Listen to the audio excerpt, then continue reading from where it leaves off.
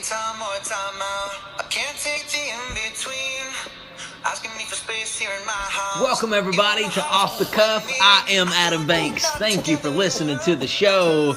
Coming at you live from Studio 9108. It is Off the Cuff. And in the studio with me, I have Nellie. Nellie, what's going on? Choked with my allergies. Your allergies are... I sneezing and coughing at the same time. Have you ever? Yeah, but you got big news. You quit smoking. Yes. You quit smoking. Well, I'm on my way. You're in the stages. You have switched to an e-cig. Do you like those things? Do you No, give it it's a vape. It's a V2. It's a V2 vape? Yeah. It's a V2 vape. Do you give it a thumbs up?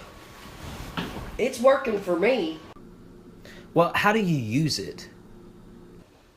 It's just it's long like an ink pen. Right. But bigger around probably. And you just push a button and... No, you don't push a button. You don't even... I like this one, and it's kind of like having a cigarette in your hand, which I think's helped with the quitting process. But because you still have the act of smoking. Yeah, but the bottom part of it is the battery, and you charge it. The other parts to it are, there's a tip on it, and there's a little glass tube that you fill with this liquid this is called Morley's menthol. Mm-hmm. And I got it because I thought I smoked menthol cigarettes, so maybe it would help me. Yeah, it kind of leaves that bitter taste in your mouth. It's nasty. My cigarettes didn't taste like that. Yeah, but it's helped. But it's helping me. And how many days has it been since you've had a cigarette? I think I bought it Monday. So you have went... Monday or Tuesday I bought it. You went almost a week without smoking. That is something. Well, Nellie, I chose that song Cold to come onto the podcast because... Also, I guess this is cold news for the podcast, but really, this is happy news for you. I haven't really told the listeners of the podcast that this episode of Off the Cuff is your last episode as the official co-host of the podcast. And that even hurts to say. I know, it's a bombshell that I just dropped. Nellie is moving, ladies and gentlemen, to Somerset, Kentucky, to be close with her daughter. And my granddaughters. And her granddaughters. I'm going to have another one in August, a new grandbaby. Yeah, and so we're no longer going to be in the studio. A lot of memories in this place. Right. We started here. I just want to tell the listeners that after having cancer 5 times and being my age... Mm-hmm. You know, I told you in 12 years I'd be 70 years old. Yeah. I want to spend time with close to them and with them so they'll remember me and remember what their Nana was like and how much fun we had. You want to be close to them. I understand. You know, and it took me a little bit to understand that. You know, it took me a long time because I didn't want to see you go. Well, it's just like I told you today when McKenna said, just how long is it going to be before my Nana gets down here? Because when she gets in trouble, she's going to call me to come and get her. She's excited for you to move down Yeah, there. and I want her to remember, you know, that makes me feel good that my Nanas can do anything. Well, my loss is their gain. You know, we'll always be best friends. We'll always be best friends. You're leaving. You know, it's the story between us as we met 4 years ago at our apartment complex, and we lived beside of each other for 4 years. And it was just like having a roommate, but better because we had our own space. Yeah. But we saw each other every single day. We called it 2 generations colliding. We couldn't believe how good we got along because I'm so much older. Yeah, and... What am I, 30 years older? Yeah, you're 30 years older. Well, no. 28, 29. 29 years older. 29 years older. Yeah. And, you know... That sounds better than 30. you know, what I love about Off the Cuff is we have been able to capture the past 3 years of our friendship on this show. You're gonna make me cry, Adam. Yeah. Stop. No, but it's been great. Like if you listen back to all the episodes, you can just tell how much of a good time we're having, right? And how much we're laughing and the things that we've talked about, everything that's happened in the world over the last couple years, we have covered together. I guess I feel more like Adam's older sister. Mm-hmm. I mean, even though it's quite a few years, I just don't quite feel like a mom. I worry about him a lot, but And I voice my opinions, trust me. How about just a good old-fashioned friend? Yeah. We're friends. Yeah. And, you know, Nellie, you were my co-host. Like best friends. You will always be my co-host. And I just couldn't even spew out the words, this was your last episode. I know. I had to say, this is going to be... Well, it won't be my last, because when I come in to visit... You've got to do a podcast. I got to do a podcast. Yes. We're going to do them over the phone. Yeah. It may not sound the same, but it's still me. Absolutely. You know? Yeah. And, oh, Lord, we'll have to interview Kenna one night about her first day of kindergarten. Yeah, we'll definitely have like a little... We'll have a little girl here. We'll have her on here. She's hallowed now 5. She's 5. Yeah, she's 5. So, you know, Nellie... And she was born on Christmas Eve, everybody. I'm excited for you. You've got a little house. It's so cute. Yeah, it looks like it's got that little cabin feel into it. It's got wooden ceilings, wooden floors. It's nice. I mean, and change you know is how good. I am, Adam. Today I called all over Louisville trying to find this pair of curtains. These curtains that I want for my living room. Change is good. Crazy. Change is good. And you know, it's changed for you. It's changed for me. Mm-hmm. You know, because it's going to be really, really, I think it's really going to hit me when I see somebody moving into your apartment. That's when I'm going to be like, wow, you know, and I have new neighbors. And that's just going to suck. But you tell them they got big shoes to fill. They got big shoes to fill. And I'll tell you what, Nellie, you'll be back in about 5 months. That's my prediction. On January's edition of Off the Cuff, during our birthday month, we'll be talking about how we're moving Nellie back to Lexington. Hopefully in this complex.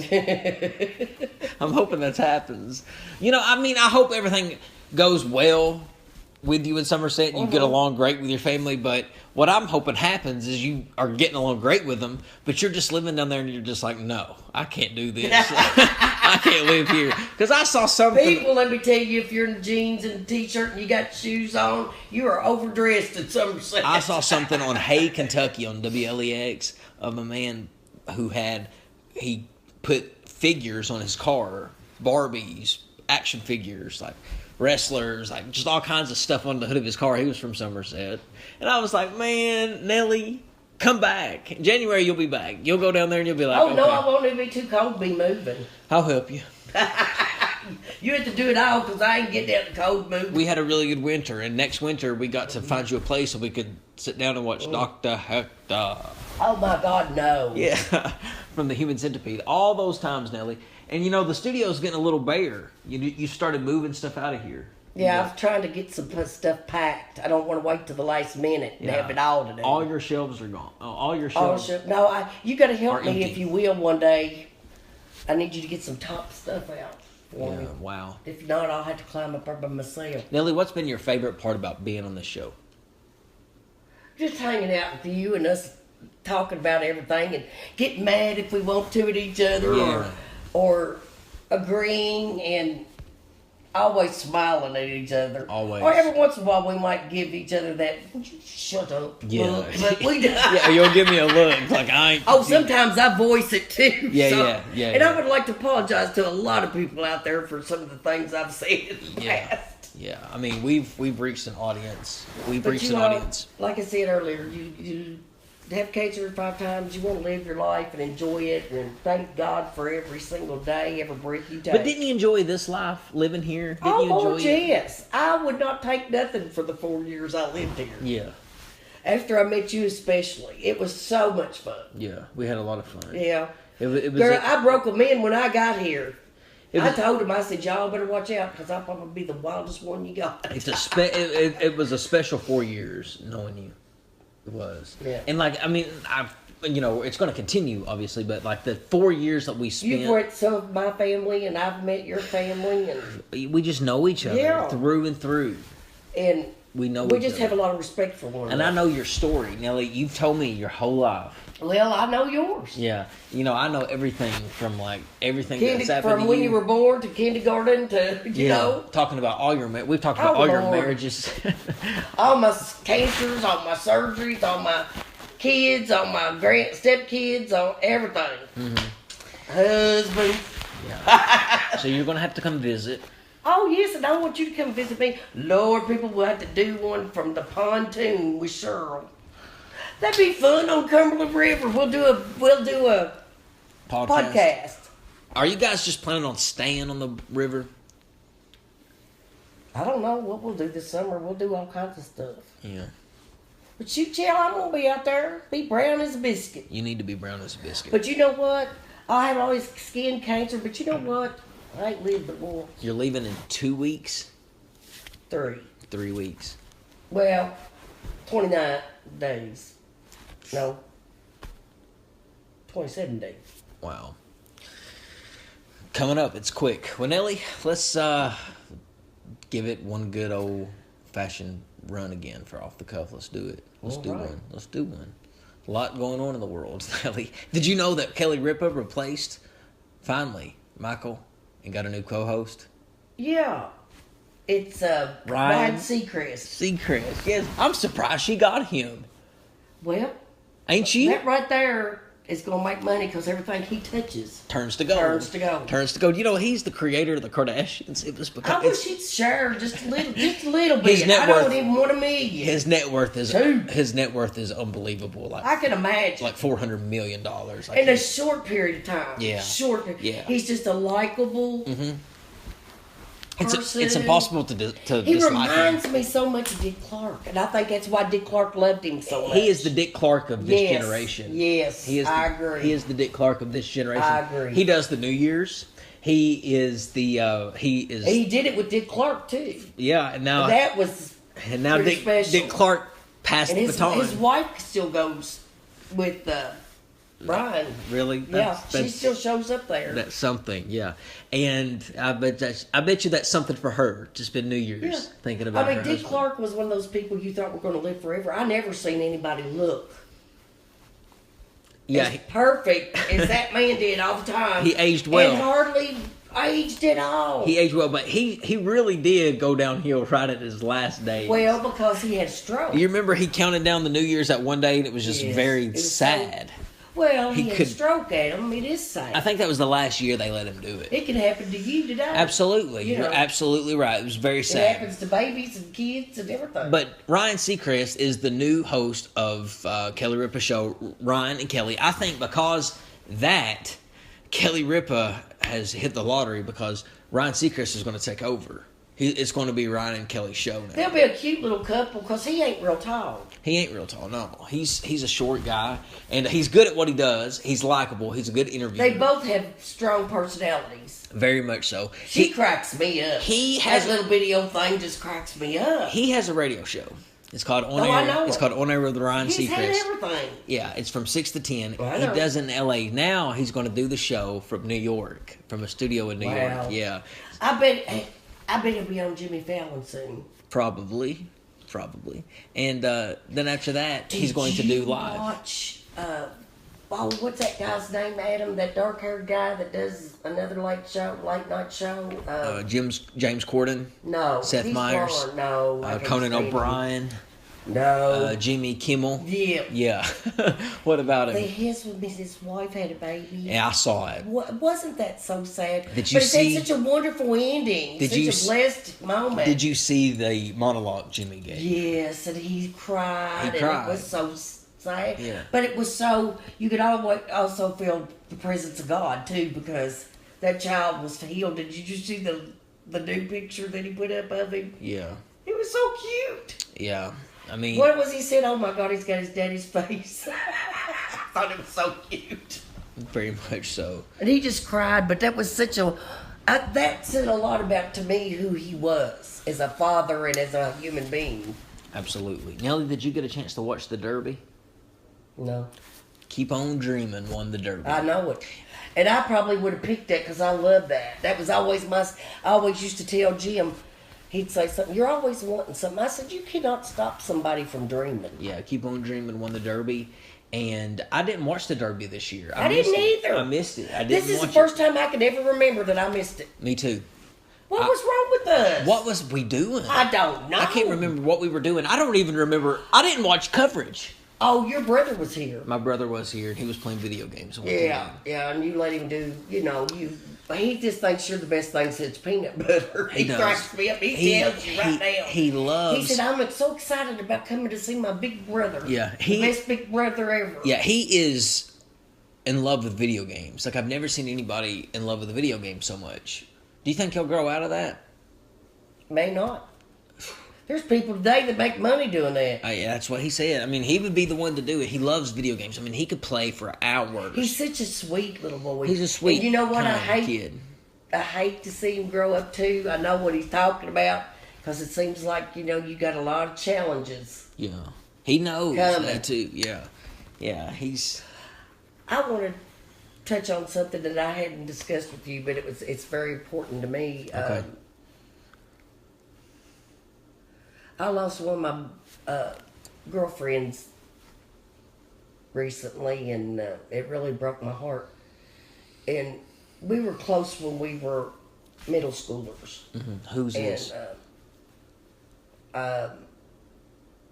She died of an overdose. Mm-hmm.